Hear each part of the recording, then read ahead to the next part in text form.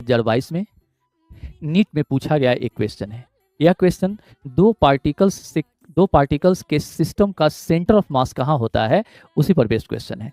इसका थियरी आप आराम से थोड़ा सा चेक कर लीजिए। जैसे दो पॉइंट मासेस अगर डी डिस्टेंस पर हो, दोनों के बीच का सेपरेशन स्मॉल डी है।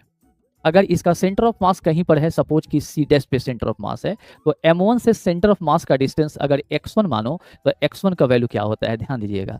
m1 से अगर निकालना है तो m2 into D divided by m1 plus m2 आप कर लेंगे।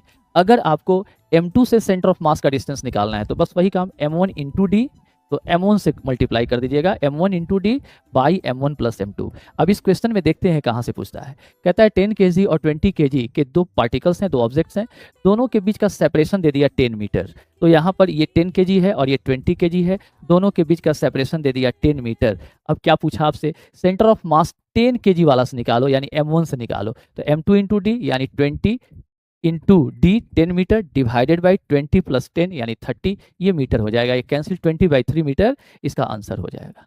करेक्ट।